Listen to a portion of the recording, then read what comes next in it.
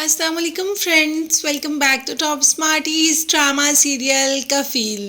ज़ेबा ने अपनी सारी जवानी तो ऐसे ही गुजार दी और अब लगता है बुढ़ापा भी ऐसे ही गुजरेगा। तंग दस्ती तो और बात है।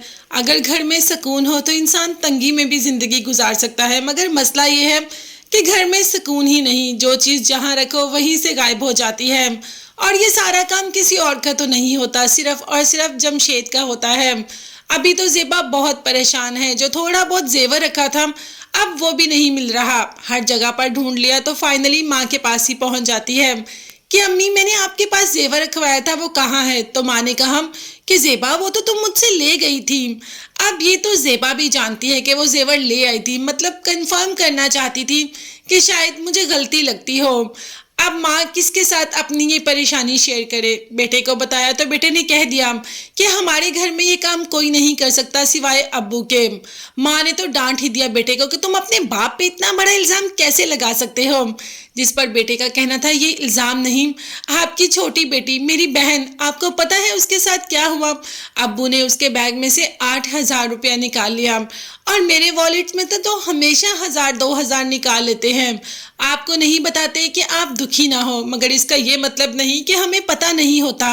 अब्बू ये सारी हरकतें करते हैं और आपका जेवर भी किसी और ने नहीं, सिर्फ और सिर्फ अब्बू ने छुपाया है। जो अपनी 14 साल की बेटी के पैसे नहीं छोड़ सकते, वो क्या आपके पैसे छोड़ देंगे?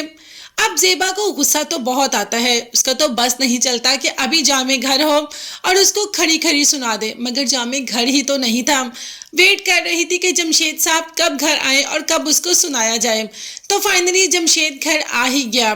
ज़ेबा को तो इस बार जमशेद पे बहुत गुस्सा आया। उसे कहा कि आपने घर में कुछ भी नहीं छोड़ा, मेरा जेवर तक ले गए। चले वो सब तो मैं बर्दाश्त कर ही लूंगी, आपने अपनी बेटी को भी नहीं छोड़ा। एक 14 साल की बच्ची के पैसे भी आपने उसके बैग में से निकाल ले, आपको शर्म नहीं आई? तो बस ये बात सुनते ही जमशेद भी आपे से बाहर हो जाता है, हाथापाई पे ही उतर आता है, मारना शुरू कर देता है ज़ेबा को और कह देता है कि अपनी जुबान संभाल के बात किया करो, तुम्हारी वजह से मेरे बच्चे मेरी इज्जत नहीं करते। भाई, बच्चे बाप की इज्जत तो तब करे ना जब बाप बाप बन के भी दिखाए। जब बाप सिर्फ नाम का बाप हो तो बच्चे भी कैसे इज्जत कर सकते हैं? कम बख्ती तो ज़ेबा की ही आई थी जो ज़ेबा ने पूछ लिया। अब जमशेद ने ज़ेबा को तो मारा भी और कहा कि आइंदा मैं तुम्हारे मुंह से ऐसी बात ना सुनूं, नहीं तो मैं तुम्हें किसी काबिल नहीं छोड़ूंगा। वैसे जमशेद ने पहले भी ज़ेबा को किसी काबिल नहीं छोड़ा। पता नहीं ज़ेबा क्यों इसके साथ रह रही है, कौन सा ऐसा खौफ है जो ज़ेबा को इसके साथ रहने पे मजबूर करता है। अब तो औलाद भी कहना शुरू होगी कि आप ऐसे इंसान को छोड़ दें, मगर ज़ेबा को अकल ही नहीं आ रही। ठीक है, किस्मत ये थी कि ज़ेबा की जमशेद से शादी हो गई। अब ये भी तो नहीं था ना कि सारी जिंदगी ज़ेबा इसी इंसान के साथ गुजार दे। ज़ेबा टर्न बैक भी तो कर सकती थी, मगर ज़ेबा ने कुछ भी नहीं किया और स्टिल वहां पर कायम रही।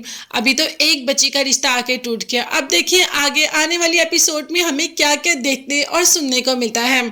तब तक के लिए चैनल को लाजमी सब्सक्राइब कीजिएगा, बेल आइकन भी प्रेस करें ताकि हर वीडियो आप तक बासानी पहुंच सके। अपना बहुत ज़्यादा ख्याल रखिएगा और अपनी कीमती दुआओं में मुझे और मेरी फैमिली को भी याद रखेगा। नेक्स्ट वीडियोस तक के लिए अल्लाह हाफिज़, bye bye and take care.